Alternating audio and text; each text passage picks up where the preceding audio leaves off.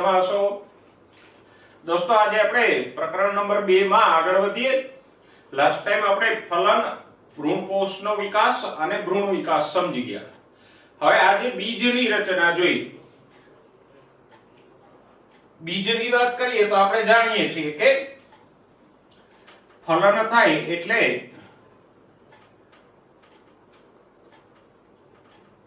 અંડકમાંથી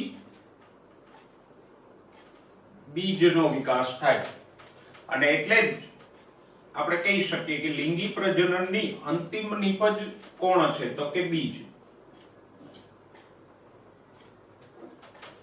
કારણ કે પુષ્પ દ્વારા જે લિંગી પ્રજનન થયું, નરજન્યુ ઉત્પન્ન થયો, પરાગરજમાં અંડકની અંદર માદાજન્યુ ઉત્પન્ન થયો, બંને વચ્ચે ફલન થયું, ફલનથી ફલિતાંડ બન્યું. ફલિતાંડ ક્યાં બન્યું હતું મિત્રો? અંડકની અંદર બન્યું હતું અને પછી ફલિતાંડમાંથી ભ્રૂણ અને બીજનો વિકાસ થયો. તો આમ લિંગી પ્રજનનની અંતિમ નિપજ કઈ છે તો કે બીજ છે. અને બીજી વસ્તુ, બીજ એટલે શું છે તો કે ફલિત થયેલા અંડકને બીજ કહેવાય. કારણ કે ફલન થાય એટલે અંડક બીજમાં ફેરવાઈ જાય. તો આમ બીજ શું છે તો આપણે કહી શકીએ લિંગી પ્રજનનની અંતિમ નિપજ છે.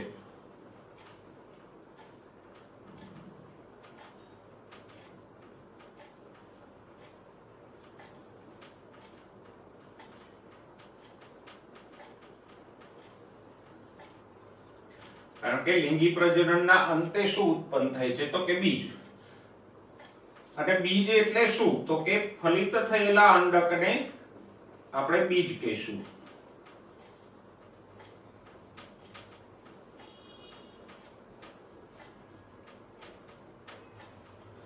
તો આમ બીજ એટલે શું અને બીજ શું છે એની વાત આપણે કરી. હવે બીજની રચના જોઈએ દોસ્તો.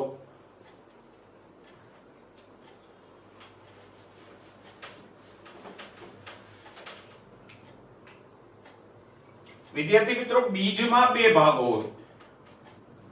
નંબર 1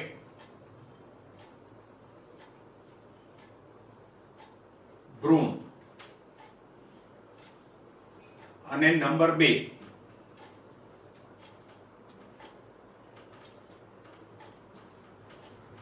બીજાવરણ. ભ્રૂણ પાછો બે ભાગ ધરાવે. એક ભ્રૂણધરી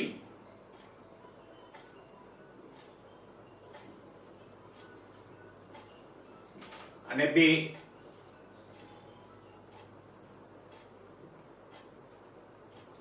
બીજપત્રો.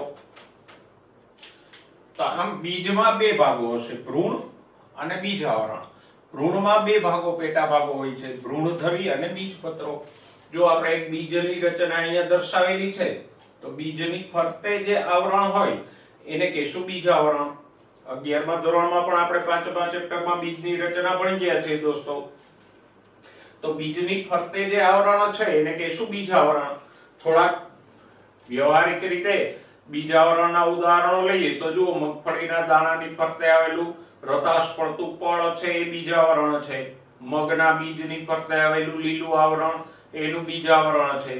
અડદના બીજની ફરતે કાળું બીજાવરણ હોય છે. તો આમ બીજની ફરતે હોય બીજાવરણ. બીજાવરણનું કાર્ય શું છે તો કે બીજાવરણ બીજને રક્ષણ આપે છે.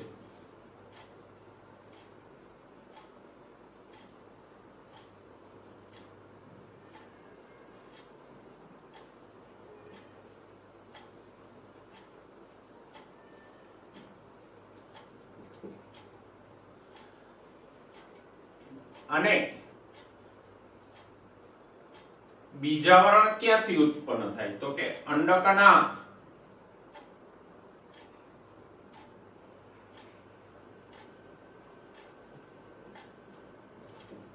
અંડકાવરણો બીજાવરણમાં ફેરવાઈ જાય.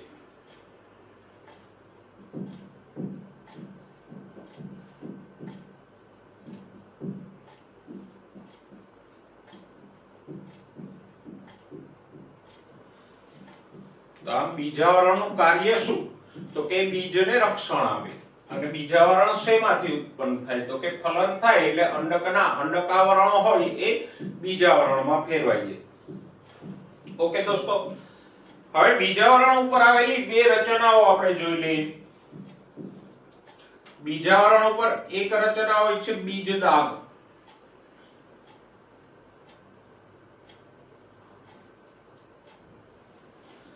કોઈ પણ બીજ લ્યો, ખાસ કરીને જેનું બીજાવરણ સફેદ હોય તો એની ઉપર એક ભૂખરા રંગનો દાગ હોય, તો બીજાવરણની ઉપર આવેલો આવો ભૂખરો જે દાગ છે એને કહેશું બીજ દાગ। અને બીજ દાગ શું છે તો કે ભૂતકાળમાં બીજ ત્યાંથી ફળ સાથે જોડાયેલું હતું અને ફળ સાથેનું જોડાણ તૂટ્યું એટલે ત્યાં એક દાગ પડી ગયો, તો આમ બીજ દાગ છે બીજનું ફળ સાથેનું જોડાણ દર્શાવે।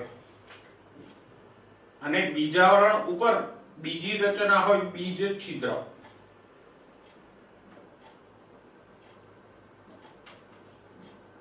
બીજ છિદ્ર છે એક સૂક્ષ્મ છિદ્ર હોય કે જે નરી આંખે જોઈ ના શકાય, અને બીજને વાવીએ એટલે સૌપ્રથમ આ બીજ છિદ્રમાંથી જ પાણી અંદર પ્રવેશશે।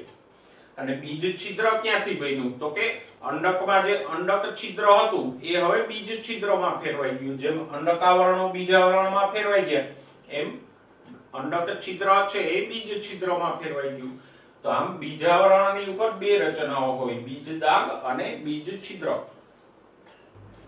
વિદ્યાર્થી મિત્રો, હવે જોઈએ બીજનો બીજો ભાગ ભ્રૂણ। આપણે વાત કરી કે ભ્રૂણમાં બે ભાગો હોય, ભ્રૂણધરી અને બીજપત્રો। અને ભ્રૂણ ક્યાંથી બને તો કે ફલનથી જે ફલિતાંડ બન્યું હતું અંડકમાં એ ફલિતાંડમાંથી ભ્રૂણનો વિકાસ થશે। અને ભ્રૂણની અંદર ભ્રૂણધરી અને બીજપત્રો એમ બે ભાગો હોય। પહેલા આપણે બીજપત્રોની વાત કરીએ તો બીજપત્રો છે સામાન્ય રીતે માંસલ હોય અને ખોરાક સંગ્રાહી હોય।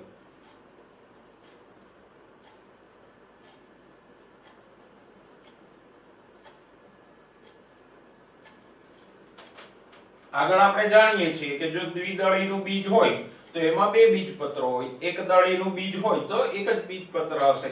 અહીંયા આપણે વાલના બીજની રચના દોરી છે કે જે દ્વિદળી છે તો એમાં બે બીજપત્રો છે। જો એક દળીનું બીજ લેશું તો એમાં એક જ બીજપત્ર હશે। દાખલા તરીકે મકાઈના આવા એક બીજપત્રને આપણે વરુતિકા કહેતા હતા।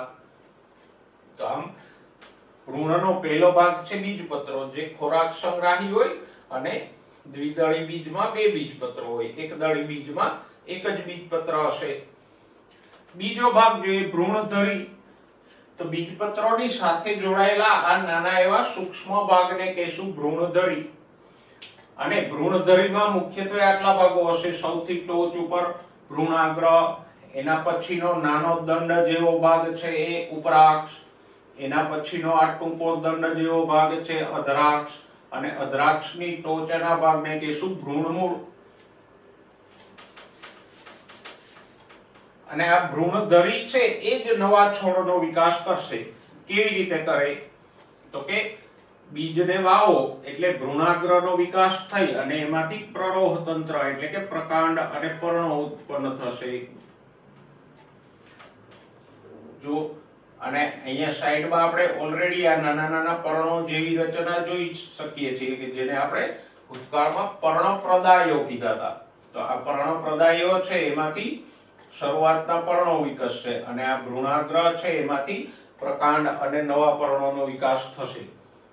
અને ભ્રૂણમૂળ તો કે એ મૂળ તંત્રનો વિકાસ કરશે।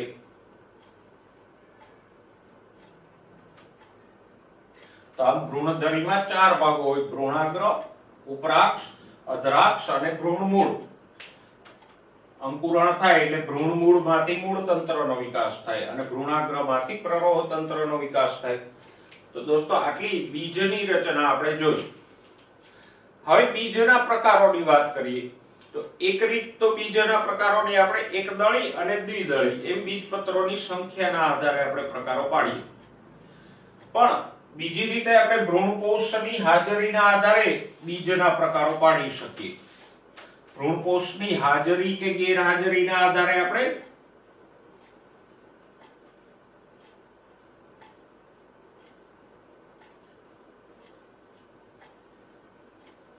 અભ્રૂણકોષી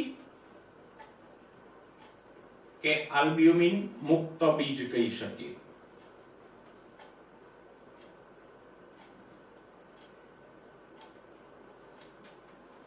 અને બીજો પ્રકાર આપણે પાડીએ છીએ ભ્રૂણપોષી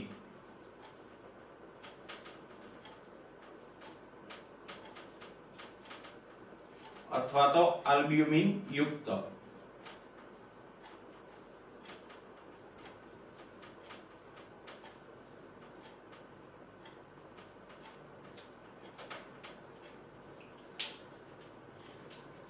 ગયા લેક્ચરમાં આપણે ભણી ગયા દોસ્તો કે બેવડું ફલન થાય તો જે ત્રિકીય જોડાણ થાય એમાંથી ભ્રૂણકોષનો વિકાસ થાય. અને ત્યારે પણ આપણે વાત કરી ગયા કે આ વિકાસ પામેલો ભ્રૂણકોષ છે ઘણીવાર ભ્રૂણ વિકાસ થાય એ દરમિયાનમાં વપરાઈ જાય અને બીજની અંદર બચતો નથી. તો જો બીજમાં ભ્રૂણકોષ ન હોય તો એવા બીજને આપણે અભ્રૂણકોષી અથવા આલ્બ્યુમિન મુક્ત કહીશું. દાખલા તરીકે વાલ, વટાણા, મગફળી આ બધા અભ્રૂણપોષી કે આલ્બ્યુમિન મુક્ત બીજ છે. જ્યારે ઘઉં, જવ, મકાઈ,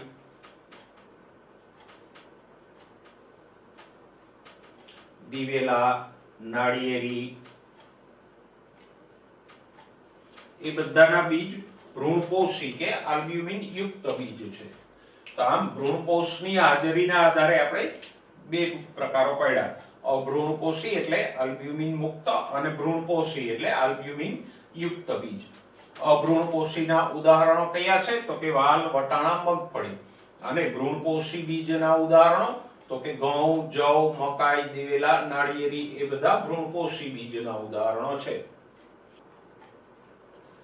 દોસ્તો હવે બીજને સંબંધિત એક શબ્દ જોઈ લઈએ. બીજદેહ શેષ.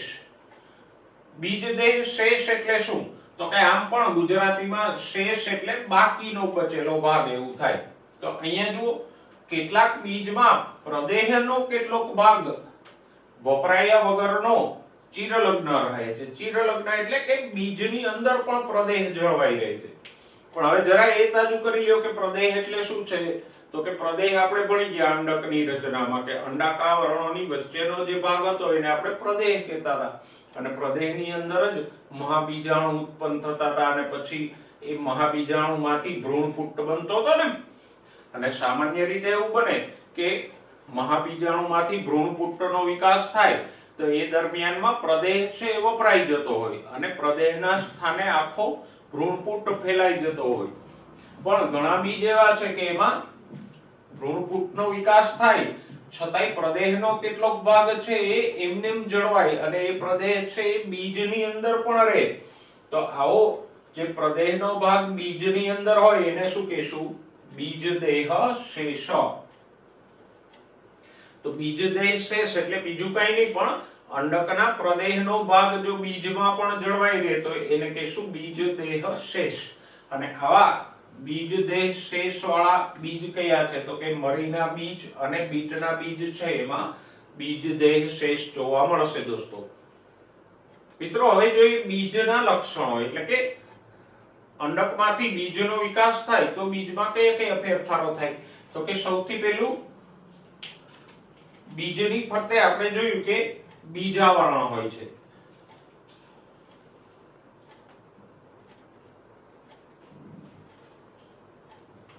અને બીજાવરણ છે સખત અને મજબૂત હોય એટલે બીજને રક્ષણ મળે. બીજું બીજાવરણ ઉપર એક નાનું છિદ્ર હોય જેને હમણાં જ આપણે બીજ છિદ્ર કીધું. અને આ બીજ છિદ્ર છે એના દ્વારા બીજ વાવીએ ત્યારે પાણી અને O2 પ્રવેશે. તો આમ બીજ છિદ્ર છે એ બીજાંકુરણ સમયે પાણી અને O2 ના પ્રવેશવાનો માર્ગ પૂરો પાડે. એના પછીના લક્ષણની વાત કરીએ તો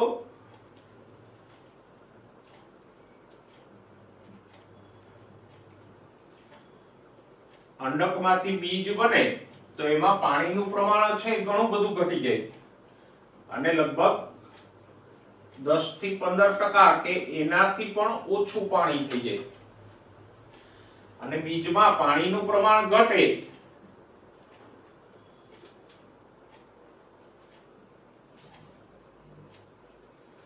એટલે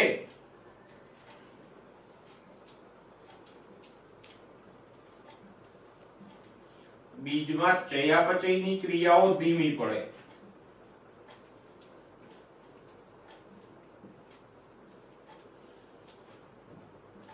અને ચયાપચયની ક્રિયાઓ ધીમી પડે તો બીજ નિષ્ક્રિય થઈ જાય જેને આપણે કહીશું સુષુપ્તતા।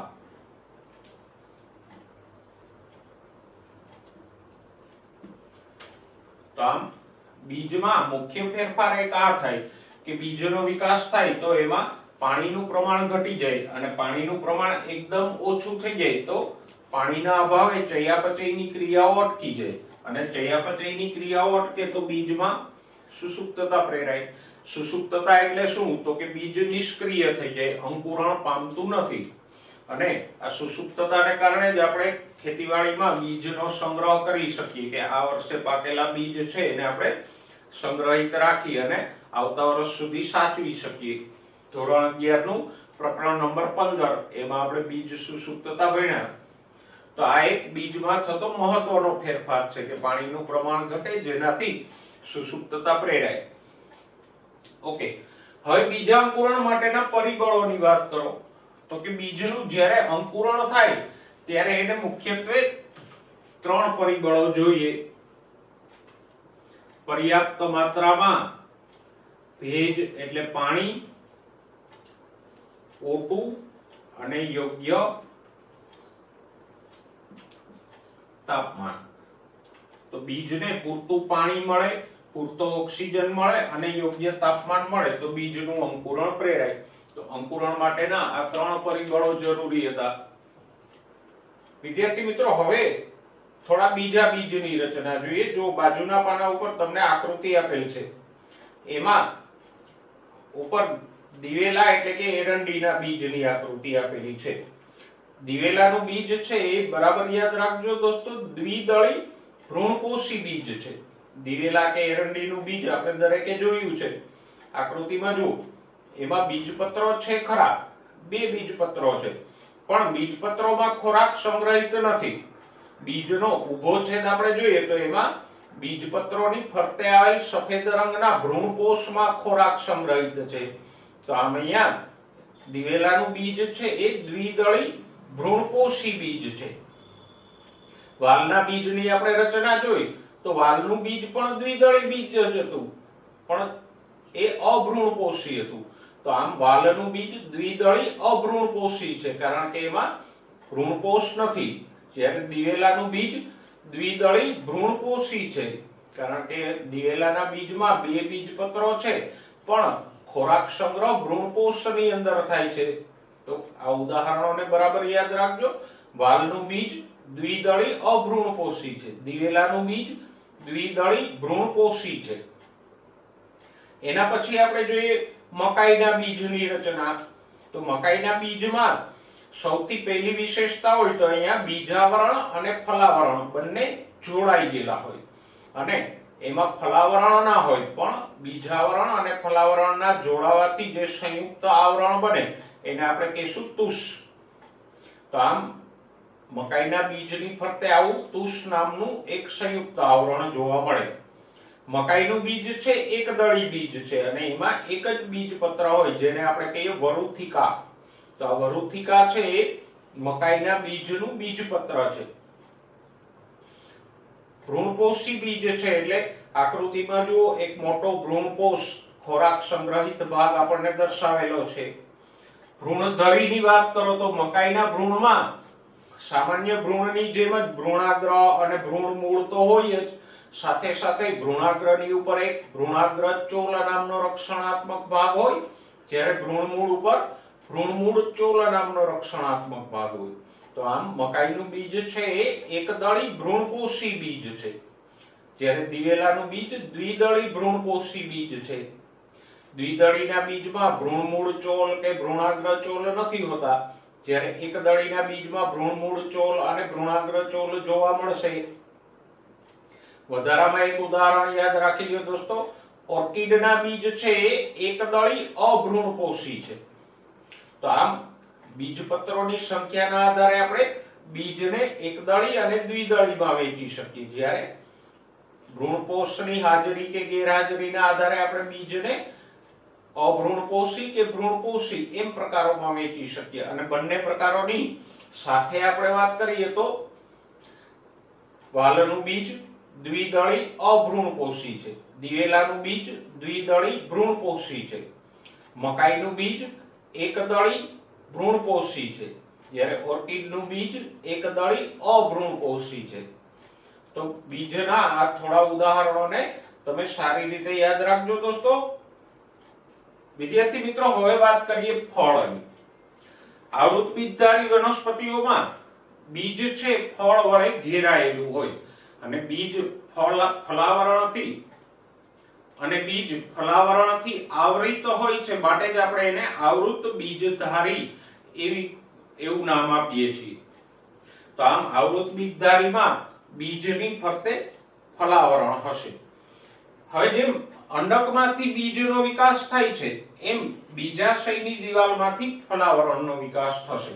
આપણે રચના ભણી ગયા કે સ્ત્રીકેસરના બીજાશયની અંદર અંડકો આવેલા હોય અને હમણાં જ આપણે ચર્ચા કરી કે ફલન થાય એટલે અંડક બીજમાં ફેરવાઈ જાય. પણ ફલન બાદ અંડકનો બીજમાં વિકાસ થશે તો સાથે સાથે બીજાશય છે એ પણ ફલાવરણમાં વિકાસ પામશે. તો જો આપણે અહીંયા એક સ્ત્રીકેસર દર્શાવ્યું છે, એની અંદર અંડક છે અને એમાંથી વિકસિત ફળ દર્શાવ્યું છે. અંડક છે એ બીજમાં વિકાસ પામી ગયું, જ્યારે બીજાશયની દિવાલ છે એ ફલાવરણમાં વિકાસ પામી ગઈ. અને હવે આપણે કહી શકીએ કે ફળ એટલે શું?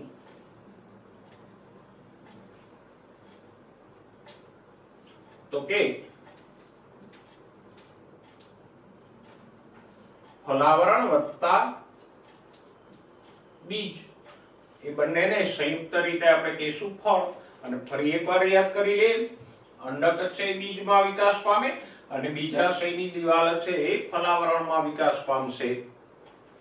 હવે પ્રાથમિક રીતે આપણે ફળના પ્રકારો જોઈ લઈએ. આમ તો ફળના પ્રકારો ઘણા બધા વિવિધ પ્રકારે પડે, પરંતુ આપણે બે પ્રકારો પાડશું, શુષ્ક ફળ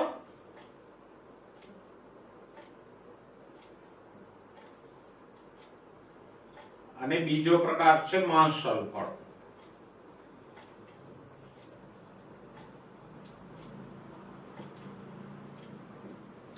શુષ્ક ફળ એટલે શું? તો કે જેનું ફલાવરણ સૂકું હોય એવા ફળ. દાખલા તરીકે તો કે મગફળી, વાલ, વટાણા એ બધા શુષ્ક ફળ છે. જો એના ફલાવરણો પરિપક્વ અવસ્થાએ શુષ્ક હોય છે. તો આમ મગફળી, વાલ, વટાણા, રાઈ એ બધા શુષ્ક ફળો છે.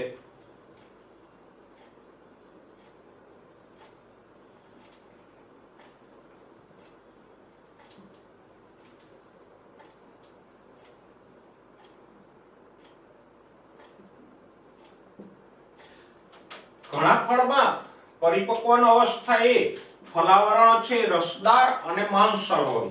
તો આવા ફળને આપણે માંસલ ફળો કહીશું. દાખલા તરીકે તો કે નારંગી,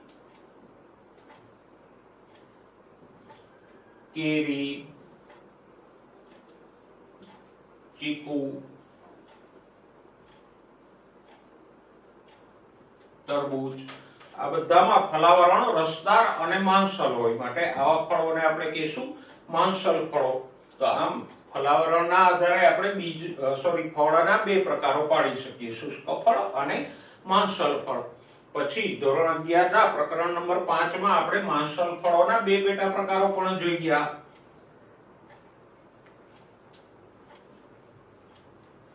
એક હતો અષ્ટિલા અને બીજો પેટા પ્રકાર હતો અનષ્ટિલા.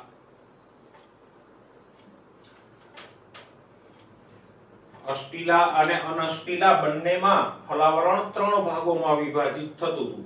ઉદાહરણ તરીકે આપણે વાત કરીએ તો અષ્ટિલાનું ઉદાહરણ છે કેરી. તો એમાં ફલાવરણ 3 ભાગમાં હોય. સૌથી બહારનું ફલાવરણ બાહ્ય ફલાવરણ એટલે છાલ, પછી જે ખાવાલાયક ભાગ છે માંસલ એ મધ્ય ફલાવરણ, અને ગોટલીની ઉપરનો જે કઠણ ભાગ છે એ અંતઃ ફલાવરણ.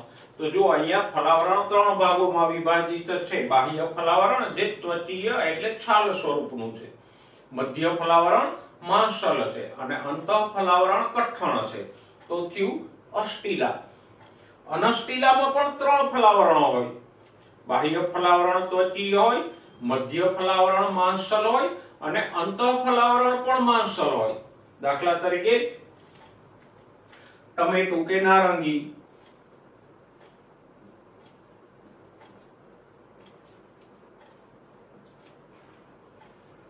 તો અષ્ટિલા અને અષ્ટિલા વચ્ચેનો મહત્વનો તફાવત શું છે? તો કે અષ્ટિલામાં અંતઃ ફલાવરણ કઠણ હોય, જ્યારે અનષ્ટિલામાં મધ્ય ફલાવરણ અંતઃ ફલાવરણ માંસલ હોય. બાકીના બાહ્ય અને મધ્ય ફલાવરણો તો બંનેમાં સરખા જ હશે. તો આપણે ફળના પ્રકારોની પ્રાથમિક ચર્ચા કરી મિત્રો. દોસ્તો હવે ફળ વિશે થોડાક શબ્દો જોઈ લઈએ. સૌથી પહેલો શબ્દ છે સત્યફળ. સત્યફળ એટલે તો કે ફક્ત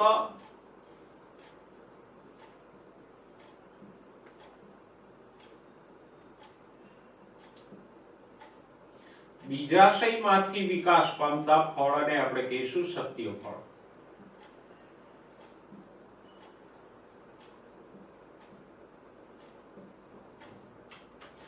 સામાન્ય રીતે ફલન થાય એટલે પુષ્પના બાકીના બધા ભાગો જેમ કે વજ્રપત્રો, દલપત્રો, પુકેસરો અને ઇવન સ્ત્રીકેસરની પરાગવાહિની પણ ખરી જાય. ફક્ત બીજાશય જ રહે અને પછી બીજાશયનો વિકાસ થાય અને ફળમાં ફેરવાઈ જાય. તો આમ જો ફક્ત પુષ્પના બીજાશયમાંથી વિકાસ પામતું હોય તો એવા ફળને આપણે કહીશું સત્યફળ. દાખલા તરીકે તો કે કેરી,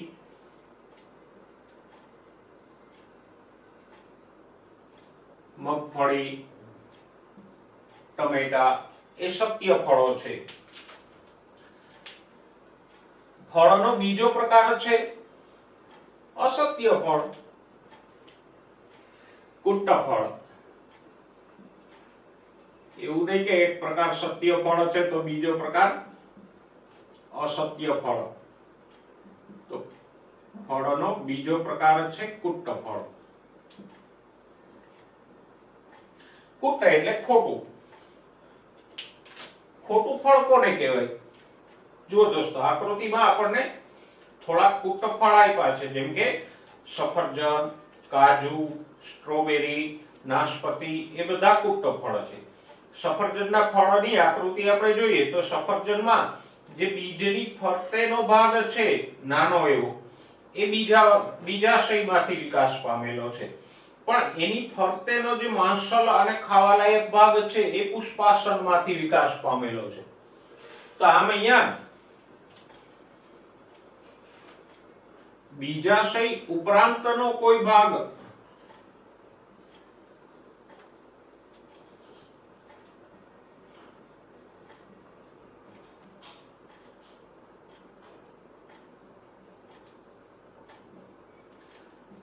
દાખલા તરીકે બીજાશય ઉપરાંત પુષ્પાસન જેવો કોઈ ભાગ ફળની રચનામાં ભાગ લેતો હોય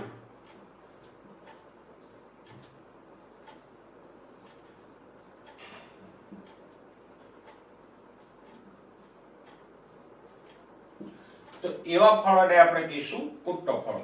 તો બે શબ્દો વચ્ચેનો ભેદ બરાબર સમજી લો. સત્યફળ કોને કહેવાય? તો કે સત્યફળ ફક્ત ને ફક્ત બીજાશયમાંથી જ વિકાસ પામશે, જ્યારે કુટ્ટ ફળમાં બીજાશય તો હશે જ, એ ઉપરાંત પુષ્પાસન જેવો કોઈ ભાગ ફળની રચનામાં ભાગ લેશે તો એને કુટ્ટ ફળ કહીશું. દાખલા તરીકે કેરી, કાજુ, સ્ટ્રોબેરી, નાશપતિ વગેરે.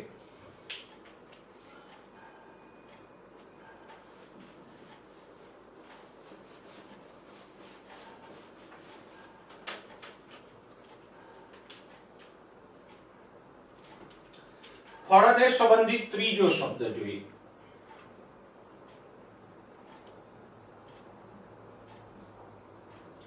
અફલિત ફળ.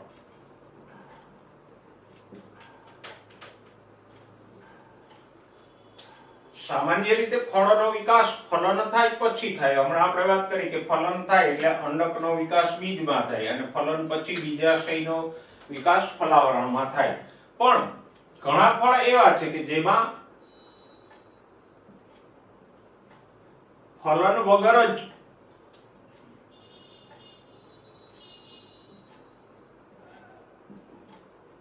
બીજાશય ફળમાં વિકાસ પામી જાય.